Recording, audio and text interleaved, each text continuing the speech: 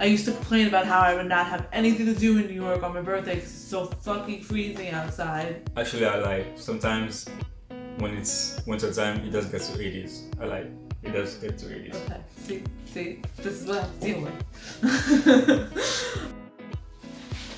Hi guys, it's the Red Queen here. I told you I was going to tell you about my transition from New York to Florida. I've been here a little over a year. I moved here June 2019? Yeah, June 2019, June 1st, 2019 to be specific. Did I say that right? I grew up in New York. A lot of people know New York, it's a very famous state. I was born in Queens. When I was 3 years old, my mom decided to move us to Long Island in a small town called Bethpage. I grew up in that house in Long Island for 23 years. The hardest part was deciding to leave. I had a choice.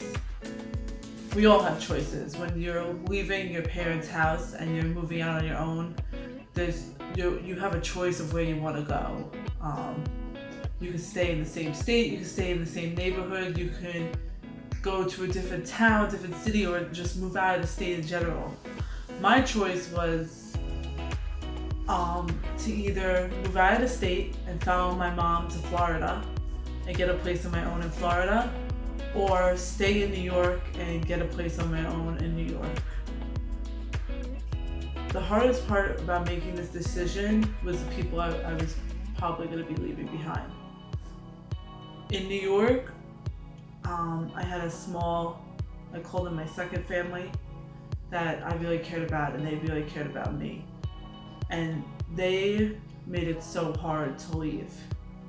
But when I actually sat down and I went through my pros and cons of staying and leaving, I realized if I stayed in New York, I probably wouldn't be happy for myself. If I left, I might be happier, even though the only thing that will be sad is leaving them. So, when we first traveled to Florida from New York, we had to leave in a little bit of a hurry. So when we came to Florida, we had nothing set up yet. And so we didn't have anything set up. We didn't know where we were going to stay, where we were going to live. So we all ended up staying in a hotel. And I had to go straight back to work because I had to save money for my future apartment. So I was traveling per Uber from the hotel to my job and back, spending money I didn't have. Where I'm used to, where I lived in New York, my job was down the block. I literally walked there. To this day, from when I moved here, I did not have a license because I didn't need one. I didn't have a car. I never had to drive anywhere. In New York, there was buses and trains, and your own 2 feet got you where you needed to go. The only reason why you needed a car is if you were traveling long distance to get to work, or if you had to go upstate or some shit like that. My job was literally 20 minutes away. I walked down the block. So coming here to Florida, I just realized that things aren't that close and that the public transportation here sucks. I tried to see if I could take a train or a bus to get to my mom's place, because when she found a place to live, I was going to go travel there to visit her on my days off. It would have taken me for like a 45-minute car ride. I would have had to take 3 trains, 2 buses, and it would have took me like 6 hours. Where in New York, 1 train literally took you anywhere you need to go in New York. 1 train takes you to another train station that's connected to a whole bunch of other trains that brings you to where you need to go. So depending on how far you need to go, it's 1 or 2 trains. Here, just to get to a few towns over, I need to take like 4 modes of public transportation, which is like 6 hours long. It literally blew my mind at how crazy that is. But that's one of the things you have to deal with when you move to Florida from New York. You have to realize the public transportation isn't as great here. You have to save up money for a car and get yourself situated with a car so you can travel places, or live someplace where everything's around you, like your job's nearby and there's grocery stores nearby so you can go food shopping. Everything's walking distance. They have little towns like that here, which is grateful for those who can't really afford a car right now. But besides that, that's it. Another big difference is temperature in New York versus Florida. Their summer heat is a tad higher. The highest of heat wise it will get in New York is like maybe 90, 91, 92. That's like the low rise in Florida summer. The highest it gets in Florida is like 95. So the heat in summer in Florida is like a little brutal, especially for humidity. My hair will be like, so I have to like use certain products for it. That's something else, don't worry about that. But in New York, it's in the summertime, the hottest it is, it's like 90 degrees. Then in the wintertime, you're like freezing your ass off at like below 0 degrees weather. Where here, it's like 75, 80, and I can go to the beach in the middle of winter. 60. 75, 70. Yeah, 75, 60, you know. All right, not 80. I was exaggerating. 60, 75. 65, 70 is more like it. But still, I can still go to the beach in the middle of winter on my birthday. I used to complain about how I would not have anything to do in New York on my birthday because it's so fucking freezing outside. Actually, I like sometimes when it's winter time, it does get to 80s. I like it does get to 80s. Okay, see, this is what I have to deal with. Also, the cleanness. New York, as much as I love it, it's the state that I was born in, and I was always such a big city girl. I love New York City. It is dirty. It's filthy. We are disgusting, New Yorkers. We are gross. And you all know it's true. Florida is clean and beautiful. Like, you don't see like a speck of dirt on the ground. I don't know how they keep it that clean. Like a piece of paper. In New York City, you'll see pieces of papers, plastic flying everywhere. Like legit garbage because people are too lazy to go like 5 feet to the garbage can, like on the floor. You know I'm right. In Florida, it's not like that. The roads are clear. Like I can actually see the ground. All the trees are like groomed nicely. You don't go by people's houses and the lawns are like up to here like they're in New York because people are too broke or lazy to mow their lawns or get a gardener.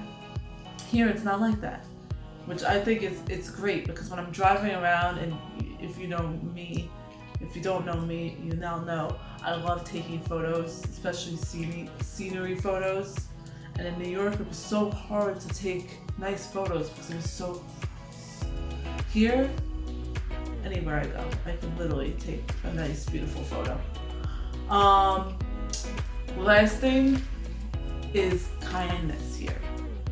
People are so nice for the most part. You do get your occasional assholes, which you'll get anywhere you go, but everywhere I go, people say hello, how are you, always smiling. In New York, you say hi to somebody, you don't know if that person's gonna punch you in the face or not, I swear. They'll look at you like, you're saying hello to me, like they're like the Queen of Sheba or some shit. Like, but in Florida, everybody, I don't even know you. I walked into a store, go food shopping. Hi, how are you? Hi, how are you? At first I was like, is this a trap? What's going on? But now it's like a great feeling.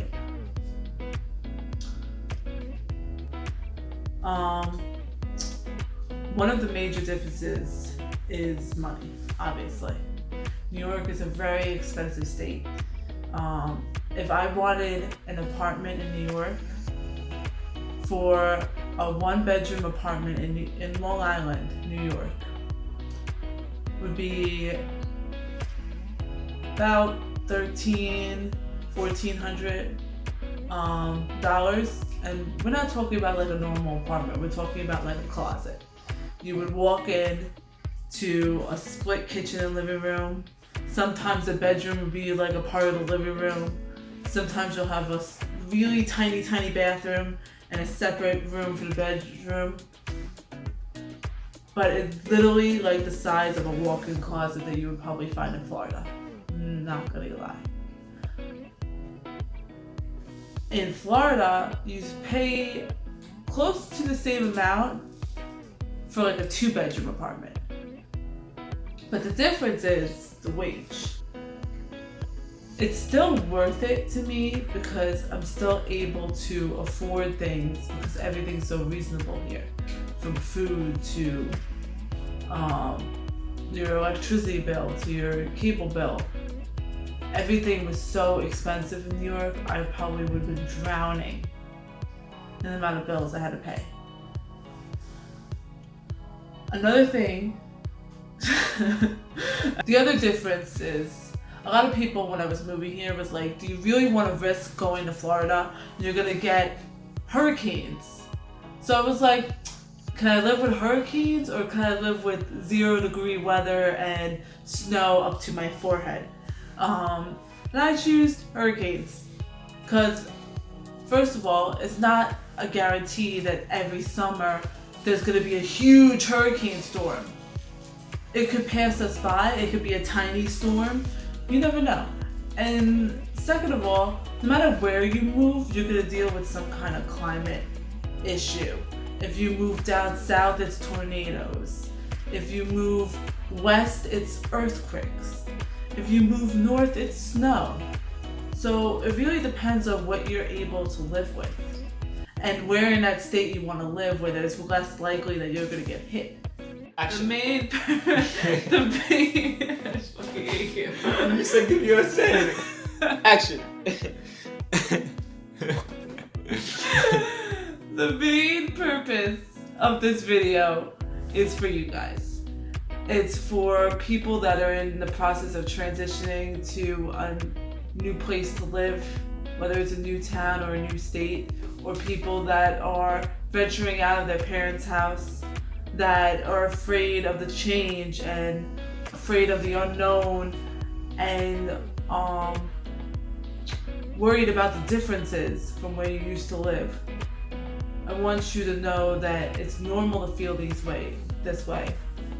And not to let that hold you back from doing what you want to do. Take the adventure, take the leap of faith. And remember guys, if I can do it, so can you.